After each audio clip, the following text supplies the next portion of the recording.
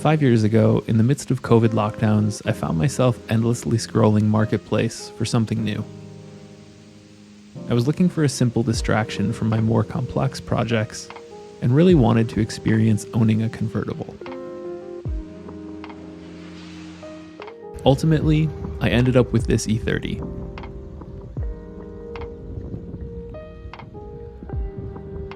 This is a 1987 BMW 325i convertible in black over Cardinal red interior, a combination that is perfectly 80s and really suits the car well. It has the more desirable 2.5-liter inline-six making 168 horsepower, paired with a Getrag 5-speed manual transmission, sport seats, and a somehow uncracked dash. In the past 5 years of ownership, it feels like I've had to do almost nothing to it. As I started writing it all out though, I realized I've touched almost every system on the car in the pursuit of maintenance and mechanical restoration. That's not to say it hasn't been reliable, quite the opposite. This has been one of the most reliable project cars that I've owned. However, it's time to find a new owner for it. Today, I'll wrap up the last few tasks I've procrastinated and share why I'm selling my most reliable car.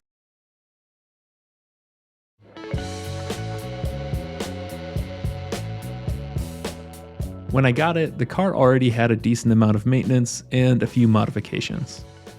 H&R sport springs, an IS rear spoiler, a new clutch, and convertible top were some of the positives. Aftermarket wheels were installed that didn't really fit the car physically or aesthetically. I tracked down a set of proper E30 basketweave wheels that I refinished and mounted with new tires.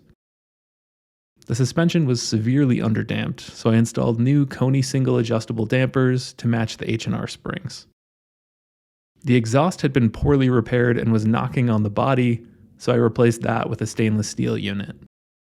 The brakes also got a thorough overhaul. New pads, rotors, and lines with a fluid flush, a new rear caliper to replace a seized one, plus an upgraded master cylinder from an E32 7 series that delivers more braking force with less pedal effort. One of the biggest things that I want to improve about this is the shifter. Ever since I got the car, the bushings for the shifter have been super worn out, and there's a ton of play in there, and it just really kind of takes a lot out of the experience of it. To do that, I need to pull off this shift knob,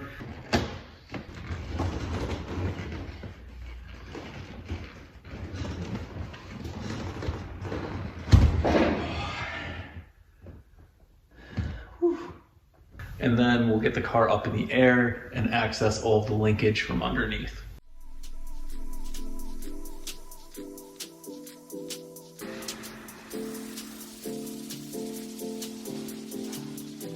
So this is a pretty clean body on this car, but it is pretty dirty under here and there are a few leaks. So I'm gonna clean that up before I dig into the shifter area.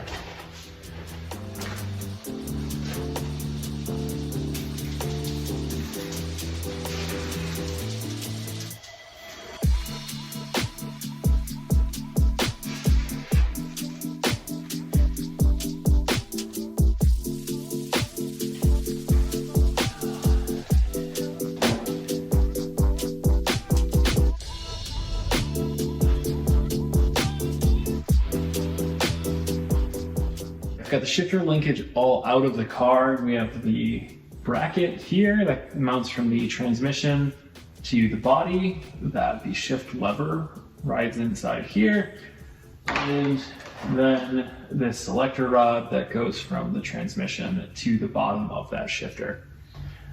Taking a look at all of this, it's very obvious that all of these bushings are super worn out. So I'll go ahead and get this cleaned up, remove the old bushings, and then we can get the new ones in there.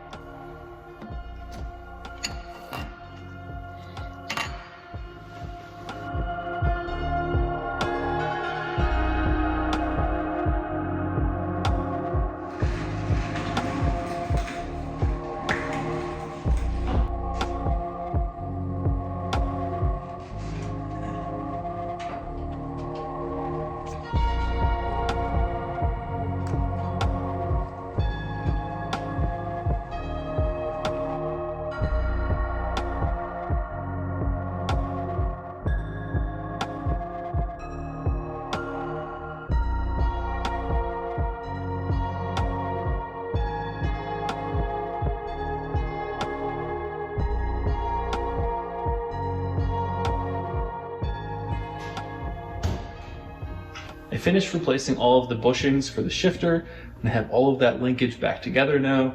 So this should be good to go. So I can feel this is already much better than it was. The shifter is not kind of leaning off to the side. It's where it should be. It's much tighter. You can see it goes through the gears as it should. So I'm pretty happy with that. I can call that good to go. Actually, I'm honestly kind of looking forward to driving this and seeing how that changes things. I know that things like this add a lot of annoyance to the car, so honestly, as I'm sitting here playing around with it, I'm a little bit nervous that this is going to make me regret my decision to sell this car. So we'll see. We'll see if it has me questioning things. So the next thing I want to do is replace this bolster here. You can see there's a couple tears in it up here, and this seam actually separated and has been sewn back together. I was able to get a replacement bolster, so I just need to pull this seat out of the car, remove this cover, and then replace that.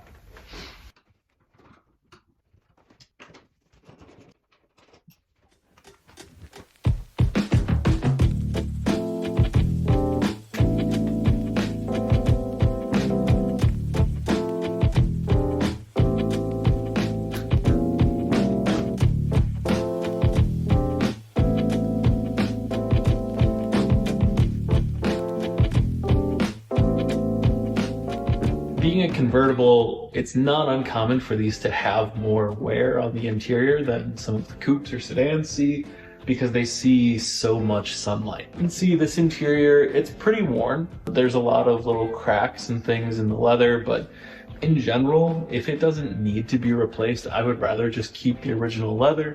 I've used some cheaper seat covers in the past, and unless you're getting really high-end covers, it just doesn't compare to the original leather.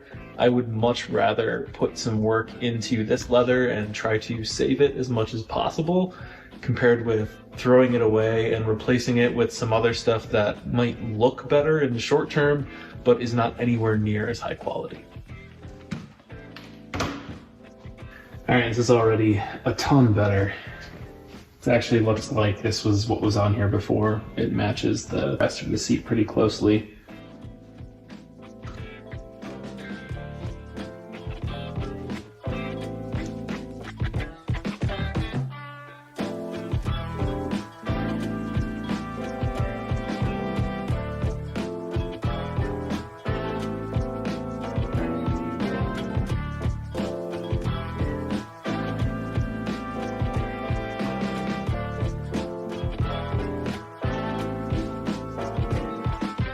With the seat repaired, I went back under the car to replace the tie rods.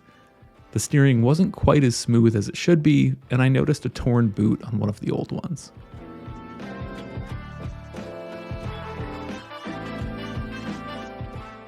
Next, some fine-tuning is needed to ensure that the front wheels are properly aligned.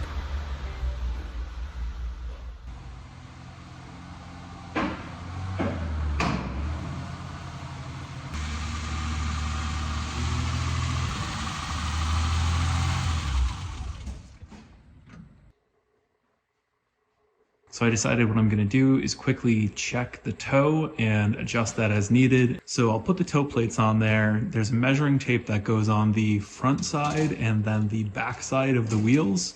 And then really all you're doing is looking at the difference between those measurements. And that tells you whether you have toe in or toe out, or if it's totally neutral and there's zero toe.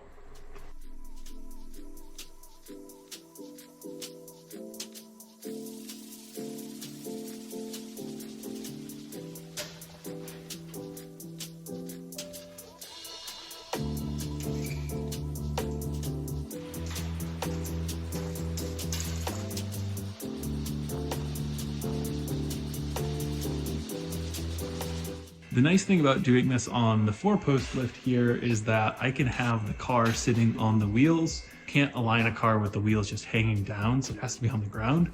So if I wanted to do this over here in this bay where the 2-post lift is, I would need to be raising and lowering the car. And then once you put the car back down on the ground, you really need to roll it before the suspension actually settles in. So doing it on here makes it a little bit easier because I can just get under the car, without unloading the suspension, and then make the tweaks as needed.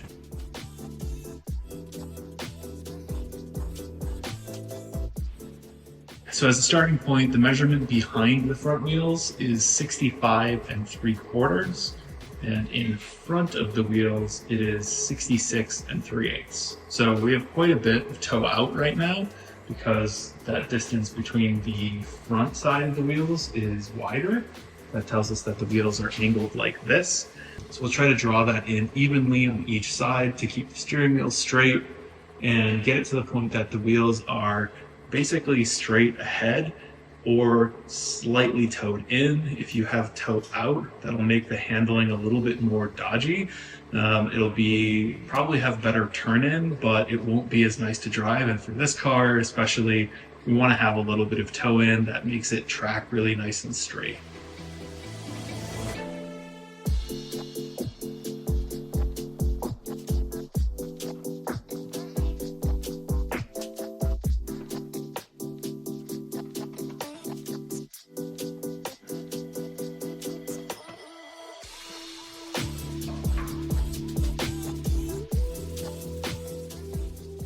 I bought the car from a friend's family, and over the course of time, it mostly sat in a storage unit. Like many convertibles, it was a fair weather car, garaged but seldom driven, and in need of a thorough refreshing after 30-some years of operation. In the engine bay, what started as a simple timing belt job snowballed into a more significant project. I gave the intake manifold, throttle body, and injectors each a bath in the ultrasonic cleaner, and replaced all gaskets throughout. Valve adjustment, new sensors, the works. Once I cleaned up one area, I kept finding others to improve. A seeping radiator was the other motivator for the work under the hood. These early style radiators are no longer available, so I opted for an all aluminum radiator. While I was in there, I decided to go through the rest of the cooling system and replace almost everything. New hoses, thermostat, temperature senders, and a fresh expansion tank to finish it off.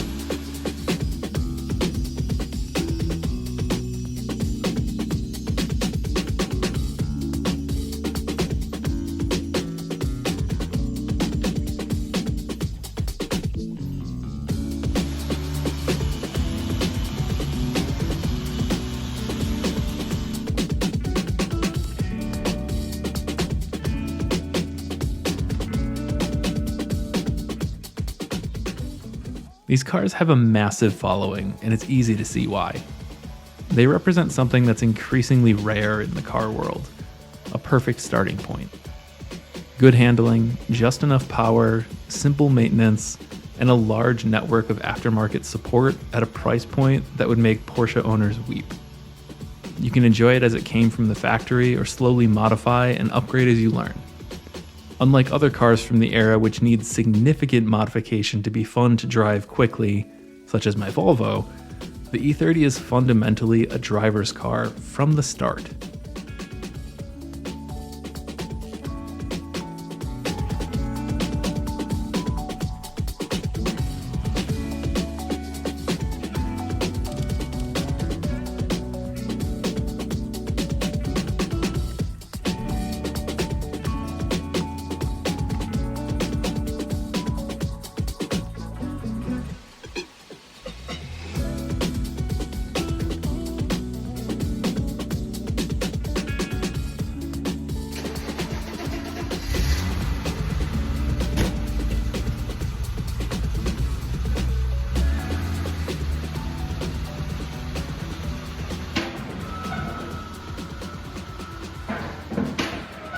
But here's the thing. The E30 Convertible exists in this strange space between two worlds. On one hand, it wants to be a serious German sports sedan. The engine wants to be revved out, and the manual transmission enables you to do it. It wants you to anticipate your next movement.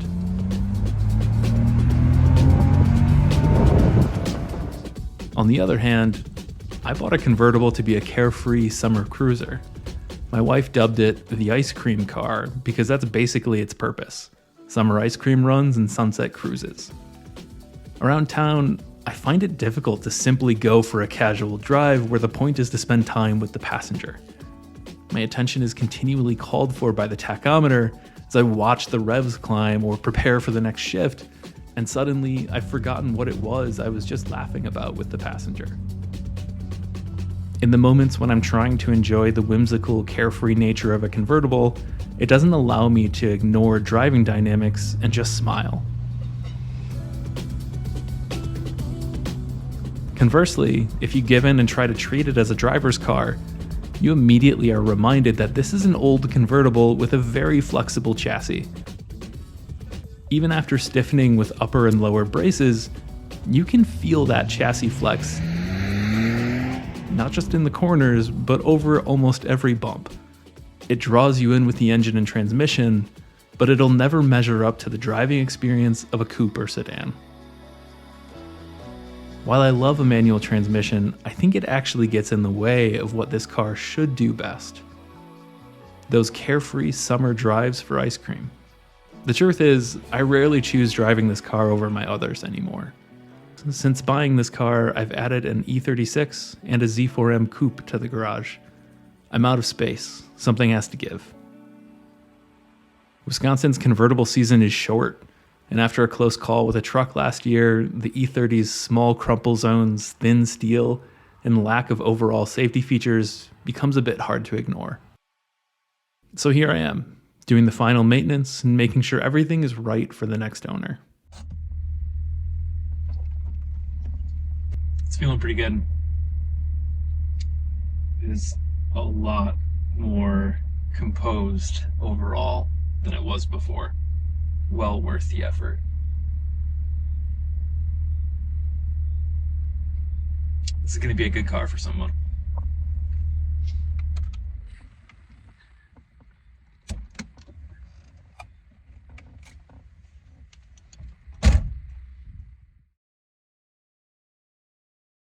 E30s are special cars, and while this one isn't what I need now, it was what I needed it to be. A simple, enjoyable distraction during a complicated time. It's time for someone else to enjoy some ice cream runs.